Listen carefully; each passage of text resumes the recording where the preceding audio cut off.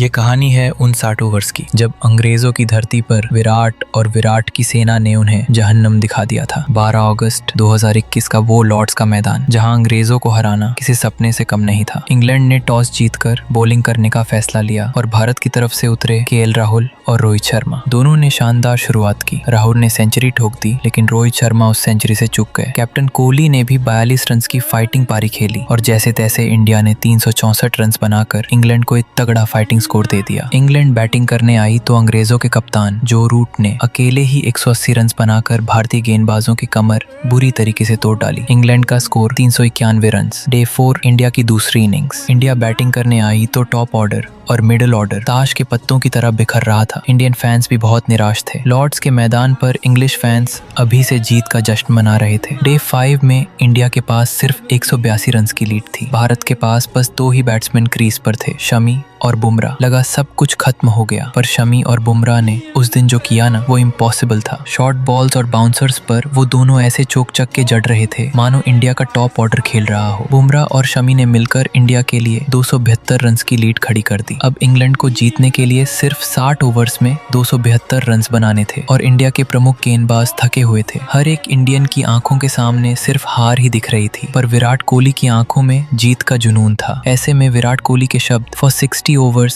they should feel hell out there, ये शब्द सुनते ही प्लेयर्स में ऐसा जुनून आया, एक ऐसा कॉन्फिडेंस आया कि बुमराह और शमी ने पहले ही ओवर में अंग्रेजों के दोनों ओपनर्स को डक पर आकर डाला। लॉर्ड्स के मैदान पर सन्नाटा छा गया। फिर विराट कोहली ने ईशांत शर्मा और मोहम्मद सिराज को लाकर मैदान में उतारा और उन्होंने अपनी उंगलियों का ऐसा जादू चलाया। सीम, बाउंसर्स, यॉर्कर्स, उनके आगे अंग्रेज एक एक करके घुटनों पर आ गए। सिर्फ 8 ओवर्स बचे थे। इंग्लैंड इस मैच को ड्रॉ करने की सोच रहा था और इंडिया को जीतने के लिए सिर्फ 1 विकेट चाहिए थी। सामने थे जिमी एंडरसन और गेंद सिराज के हाथ में थी। सिराज ने ऐसी इन स्विंगर डाली, बॉल सीधा स्टंप से टकराते हुए अंग्रेजों के सीने पे जा लगी। विराट की फियरलेस और अग्रेसिव कैप्टनसी की वजह से इंडिया ने ये मैच 151 रन से जीतकर अंग्रेजों की धरती पे अपना तिरंगा लहराया।